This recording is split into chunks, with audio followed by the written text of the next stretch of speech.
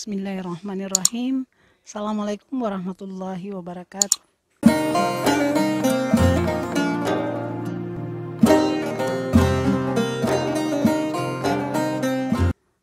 Pemirsa Salam Tak Channel, apa kabar? Alhamdulillah, mari kita mengagungkan asma Allah dengan melafazkan Alhamdulillahirrabbilalamin. Dan itulah kata yang paling indah dan pantas kita ucapkan ketika kita mendapatkan anugerah ilahi seperti kebahagiaan di bulan Ramadan ini. Pada kesempatan ini saya akan menjelaskan tentang kandungan Al-Quran, karena sekarang ini kita berada dalam masa-masa menunggu Lailatul Qadar, di mana Al-Quran turun, dan alangkah bagusnya kalau kita memahami kandungan Al-Quran dan kita bisa mengamalkannya dengan baik. Pemirsa, Al-Quran itu adalah kalamullah, wahyu yang diturunkan Allah Subhanahu wa Ta'ala, yang awalnya berada di Lauhil Mahfuz, kemudian diturunkan melalui Jibril alaihissalam dan mampir di langit bumi, lalu dari situlah turun secara berangsur-angsur kepada Nabi SAW selama 22 tahun. Kita lihat Al-Quran, Allah Subhanahu wa Ta'ala berfirman di dalamnya, Bismillahirrahmanirrahim. Syahrul Ramadan alladzi unzila fihi al-Qur'an hudan linnasi wa bayyinatin minal huda wal furqan. Di bulan Ramadan, syahrul Ramadan, unzila fihi al-Qur'an hudan linnas. Pertama, diturunkan Al-Quran sebagai hudan linnas. Kemudian hudan linnas wa bayyinatin minal huda. Wa bayyinatin minal huda ini adalah yang diturunkan kepada Nabi Isa alaihissalam, yaitu Injil. Jadi bersamaan itu diturunkan juga Injil. Buktinya Allah mengatakan walaqad ataina Isa ibn Maryam al-bayyinat. Jadi al-bayyinat dalam hal ini adalah Injil. Kemudian wal furqan, al-furqan adalah apa yang diturunkan kepada Musa dan Harun, sebagaimana firman Allah yang mengatakan walaqad ataina Musa wa Harun al-furqan. Jadi tiga sekaligus, oleh karena itu dikatakan dia Quran, karena dia menghimpun seluruh kitab-kitab samawi yang sebelumnya. Jadi ada dua artinya itu Quran. Quran artinya bacaan yang sempurna. Qara'a yaqra'u Qur'anan. Qara'a yaqra'u qira'ah. Beda qira'ah dengan Quran. Qira'ah adalah bacaan. Quran adalah bacaan yang sempurna. Kemudian diturunkannya Al-Quran ini sebagai rahmat dari Allah Subhanahu wa Ta'ala, yang kita umat Islam diharapkan berinteraksi dengannya sebagai hidayah. Nah, sekarang kita lihat apa sih kandungan Al-Quran itu. Pertama, Al-Quran berisi ajaran-ajaran tauhid. Bagaimana kita mempercayai, meyakini akan Allah dengan segala sifatnya dan segala yang terkait dengan hal-hal yang seharusnya kita imani, yaitu seperti iman kepada malaikat, iman kepada rasulnya, iman kepada kitab-kitabnya, iman kepada qadar, dan iman kepada hari akhirat. Itu kandungan yang pertama dalam Al-Quran. Contohnya bisa kita lihat di surah Al-Ikhlas. Qul huwallahu ahad, Allahus samad. Itu adalah ajaran-ajaran yang diberikan Al-Quran kepada kita untuk mengarahkan kita siapa yang kita percayai. Tidak semua yang gaib itu kita harus percayai. Ya, itu. Kandungan Al-Quran yang kedua adalah Al-Quran mengandung ajaran syariah. Apa itu syariah? Syariah adalah hukum Allah yang ditetapkan, yang menjadi hukum untuk umat Islam, yang mengatur hubungan manusia dengan manusia dan mengatur hubungan manusia dengan Allah Subhanahu wa Ta'ala. Ayat syariah dalam Al-Quran kurang lebih 500 lebih ayat. Dan sewajarnya kita umat Islam memahaminya supaya kita bisa menjalankan syariah yang diperintahkan Allah kepada kita dan menjauhi semua larangannya. Yang ketiga, kandungan Al-Quran mengandung ajaran akhlakul karimah. Bagaimana kita berkarakter, bagaimana kita bersikap, bagaimana kita bermuamalah dengan sesama manusia sesuai dengan yang diinginkan oleh Al-Quran. Sehingga kalau kita mau panutannya ada dalam Al-Quran, walaqad kana lakum fi rasulillahi uswatun hasanah. Keempat, kandungan Al-Quran yang keempat adalah mengandung kisah-kisah umat masa lalu. Kisah-kisah para rasul yang telah dibangkitkan Allah Subhanahu wa Ta'ala kepada umat manusia ini. Ini porsinya dalam Al-Quran lebih dari separuh. Jadi banyak karena Dia kisah, tapi bukan hanya kisah cerita-cerita biasa, tapi dari kisah itulah Allah memberikan kepada kita pengarahan. Allah memberikan kepada kita pembelajaran tentang apa yang dialami masa lalu, dan itu berulang di sekarang ini. Contohnya kisah Nabi Musa alaihissalam. Kalau kita lihat, Musa itu nama yang paling banyak tersebar dan paling banyak disebutkan oleh Al-Quran. Mulai dari dia bayi, dia lahir ketika bayi dihanyutkan oleh ibunya, kemudian diasuh oleh keluarga Fir'aun, kemudian kawin dan seterusnya sampai bertemu dengan Allah. Lalu Allah mengatakan, innani anallah la ilaha illa ana fa'budni waqimis salata li zikri. Itu ajaran Allah kepada Musa alaihissalam, dan itu juga ajaran yang disampaikan oleh Rasulullah, yaitu ajaran tauhid la ilaha illallah. Kita lihat kisah yang kedua, sebagai contoh, kisah Nabi Yunus alaihissalam. Diceritakan oleh Al-Quran bahwa Yunus sudah mengajak kaumnya kepada ajaran yang diinginkan oleh Allah, tetapi kaumnya tidak mau, enggan, mengelak dan membangkang, sehingga Yunus marah. Kemudian dia tinggalkan kaumnya, pergi meninggalkan kaumnya dan sampai di tepi sebuah laut, dan dia naik ke kapal. Lalu di kapal itu oleh nakoda mengatakan kapal ini overweight, harus ada yang turun. Maka terpaksa yang diturunkan oleh Yunus alaihissalam. Turunlah Nabi Yunus alaihissalam, kemudian masuk ke perut ikan paus. Begini ceritanya dalam Al-Quran, Bapak Ibu sekalian. Nah, ketika di dalam perut ikan, Yunus sadar bahwa apa yang dilakukan ini, meninggalkan kaumnya dalam keadaan marah, itu ditegur oleh Allah Subhanahu wa taala, dan dia sadar, lalu dia mengucapkan kalimat la ilaha illa anta subhanaka inni kuntu minaz zalimin. Ini adalah pengakuan Yunus alaihissalam dengan mengakui ketauhidan Allah, la ilaha illa anta subhanaka, maksudnya engkau ya Allah, inni kuntu minaz zalimin, saya yang salah. Jadi Yunus mengakui kesalahannya, sehingga Allah mengatakan kalau bukan karena pengakuan dari kalimat ini, Yunus akan berada di perut ikan paus sampai dunia kiamat. Nah, apa yang diberikan Allah dalam pembelajaran dalam kisah ini sebagai tuntunan kita adalah, kalau kita sebagai seorang pendidik atau sebagai seseorang yang mengajak seseorang atau mengajak umat untuk berbuat baik, lalu dia tidak mau, tidak usah kita marah, tidak usah kita tinggalkan, tapi kita berdoa sesuai dengan doa Nabi Yunus alaihissalam dan mengakui kesalahan kita dengan la ilaha illa anta subhanaka inni kuntu minaz zalimin, saya yang salah ya Allah. Nah, itu adalah pembelajaran dari kisah-kisah, dan banyak lagi kisah-kisah. Umpamanya Al-Kahfi, surah Al-Kahfi itu kan kisah, ada 3 kisah di situ. Kenapa Rasulullah SAW merintahkan kepada kita agar dibaca itu di hari Jumat dan malam Jumat? Karena di surah Al-Kahfi itu ada 3 grand story. Pertama adalah kisah penghuni gua, di mana penghuni gua ini adalah sekelompok pemuda yang diusir dan ditekan oleh penguasa. Nah, di situ ada doa yang diajarkan kepada kita. Kalau kita pada posisi yang seperti itu, posisi sangat sulit, dan kita membutuhkan bimbingan dari Allah, kita baca Rabbana atina min ladunka rahmah wa hayyi lana min amrina rasyada. Nah, itu. Kemudian ada kisah tentang Musa dan Nabi Khidir, kemudian kisah Zulkarnain.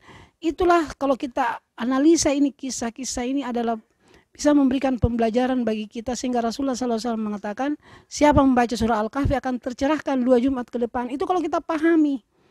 Nah, seperti juga surah Yasin. Rasulullah SAW mengarahkan kita, mengatakan ikra'u surah Yasin ala mautakum. Bacakan surah Yasin kepada orang mati. Kenapa orang mati dibacakan? Karena kandungan surah Yasin ini banyak mengarahkan petunjuk kepada kita bagaimana sebenarnya menghadapi kehidupan ini. Dan kehidupan yang tersulit dialami oleh manusia adalah ketika menghadapi sakratul maut. Nah, itu bisa menjinakkan dan bisa membantu seseorang ketika menghadapi sakratul maut yang sangat sulit, saat-saat yang sulit dihadapi oleh manusia. Oleh karena itulah Rasulullah mengatakan bacakan kepada orang matimu. Dan banyak sekali lagi pembelajaran dalam Al-Quran, seperti kata Rasulullah SAW ketika bertanya kepada seorang sahabatnya bernama Ubay bin Ka'ab. Ubay bin Ka'ab ini adalah seorang sahabat yang siang malam terus berinteraksi dengan Al-Quran. Rasulullah bertanya, ya Ubay, apa Anda menemukan ayat yang termulia dalam Al-Quran? Kata Ubay, Allah wa rasuluhu a'lam. Kata Rasulullah, saya bertanya sama kamu, dari pengalamanmu membaca Al-Quran, ada tidak surah yang termulia, ayat yang termulia? Kata Ubay, ada ya Rasulullah, yaitu ayat ayat kursi. Ayat kursi itu adalah ayat yang paling mulia, yang paling tinggi, walaupun sebenarnya posisinya sama, levelnya sama dalam sebagai teks Al-Quran, tetapi ayat kursi ini adalah Allah memperkenalkan dirinya siapa dia. Dia mengatakan Allahu la ilaha illa huwa al-hayyul qayyum la ta'khuzuhu sinatun wala naum, dan seterusnya. Ada 7 sifat Allah dia perkenalkan dirinya. Kalau kita mengenalnya melalui ayat kursi inilah sehingga kita hafalkan baik-baik, tapi kurang kita mengalami. Kadang kita tidak terlalu banyak mendalaminya sehingga kita anggap bacaan biasa saja, padahal di situ. Kalau kita baca ini ayat kursi, kita mengenal Allah dan kita akan merindukannya, dan kita menggantungkan semua harapan kita kepada zatnya ini. Karena kita kenal, Allah memperkenalkan dirinya seperti itu. Nah, penonton, pemirsa Salam Channel, ada terakhir saya ingin bagikan apa yang Rasulullah SAW ajarkan kepada kita tentang keutamaan Al-Quran, kandungan Al-Quran. Ada 2 namanya Al-Mu'awwizatani. Al-Mu'awwizatani adalah 2 pelindung bagi kita. Kata Rasulullah, baca itu untuk jadi pelindung bagimu. Pertama adalah surah Al-Falaq. Bismillahirrahmanirrahim. Qul a'udzu birabbil falaq min syarri ma khalaq wa min syarri ghasiqin idza waqab wa min syarri nafatsati fil 'uqad wa min syarri hasidin idza hasad. Biasa kita diajarkan oleh orang tua kita membaca, tapi kita tidak paham apa sesungguhnya, sehingga kadang kita baca sebagai mantra saja, padahal ini luar biasa kalau kita pahami kandungannya. Mari kita lihat. Bismillahirrahmanirrahim. Qul a'udzu birabbil falaq. Aku berlindung dengan Rabbul Falaq. Rabbul Falaq itu apa? Asmaul Husna yang menunjukkan bahwa Allah itu Rabb. Allah itu adalah penganyom, Allah itu adalah pengawal, Allah itu adalah pemelihara. Al-Falaq. Falak itu kalau terjemahannya adalah menjelang subuh, tapi falak ini adalah artinya membelah. Karena kalau kita lihat di waktu menjelang fajar itu dari gelap menuju terang itu seakan-akan terbelah. Tapi maksudnya di sini Allah menciptakan semua makhluknya dengan cara membelah sel. Jadi kita lihat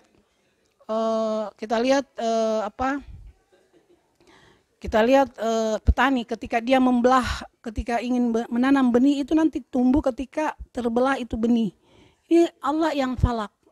Manusia juga semua ciptaan Allah tercipta dengan cara membelah selnya. Inilah sifat Allah Rabbul Falak. Kita berlindung dari hal-hal pertama, min syarri ma khalaqa.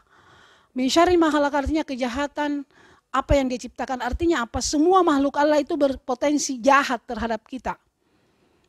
Ada potensinya jahat, walaupun sebenarnya kita lihat netral-netral saja seperti umpamanya air, udara, dan seterusnya. Itu ada potensi-potensi yang bisa membuat kita tidak nyaman. Sehingga Allah mengatakan, berlindung kepadaku min syarri ma khalaqa wa min syarri ghasiqin idza waqaba.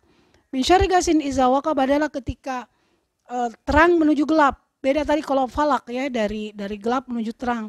Itu udara lembab, banyak bakteri hidup dan banyak hal-hal yang membuat kita tidak nyaman. Allah memberikan petunjuk kepada kita bahwa baca itu ayat ini supaya kamu bisa terhindar dari min syarri ghasiqin idza waqaba. Terus kita lanjut selanjutnya, wa min syarri nafatsati fil 'uqad. Ini maknanya sangat dalam, penonton, pemirsa. An-nafasat itu artinya apa? Kita lihat dulu dari linguistiknya. Kalau kata nafaha itu artinya meniup.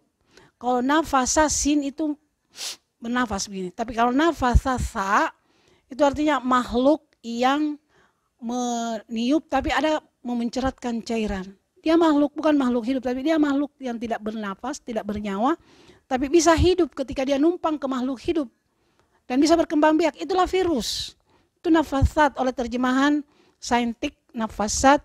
Nah, Allah mengatakan kamu berlindung dari sifat virus ini pil uqad yang akan menyerang kamu punya uqad. Uqad itu apa? Akad. Akad itu adalah artinya ikatan. Artinya kalau diterjemahkan di tafsir adalah organ tubuh yang memiliki fungsi vital seperti jantung,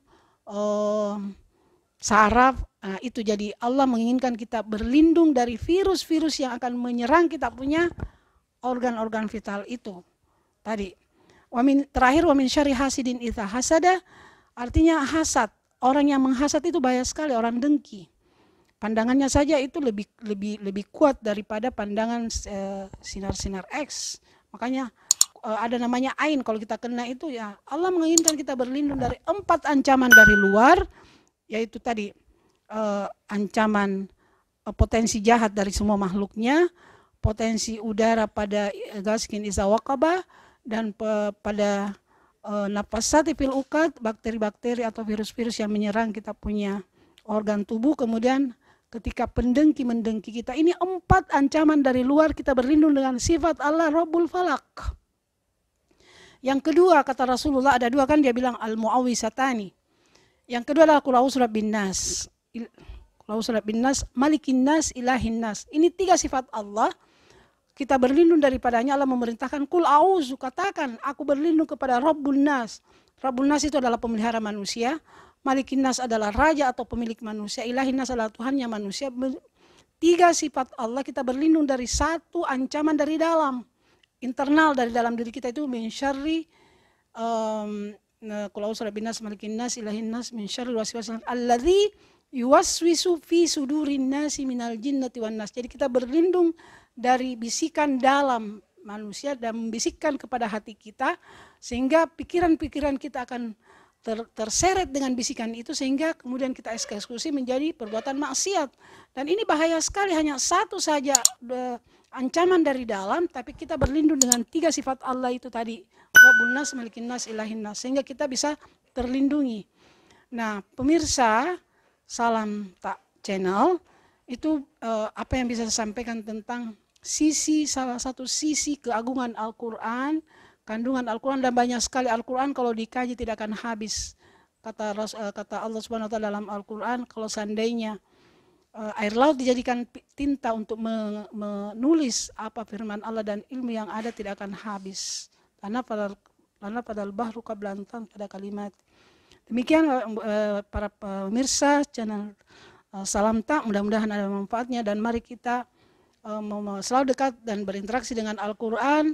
Semoga Al-Quran mengantar kita, memberi syafaat kita, karena di hadis Rasulullah mengatakan iqra'ul Quran fa innahu ya'ti syafi'an liqarihi yaumal qiyamah. Al-Quran itu akan memberikan syafaat bagi pembacanya. Dan khairukum man ta'allama al-Quran wa 'allamahu, sebaik-baik yang di antara kamu adalah orang yang belajar Al-Quran dan mengajarkan Al-Quran. Demikian semoga Al-Quran selalu menaungi kita dan mendapatkan keberkahan dari Allah Subhanahu wa taala. Aku qouli hadza wa astaghfirullah li wa lakum. Assalamualaikum warahmatullahi wabarakatuh.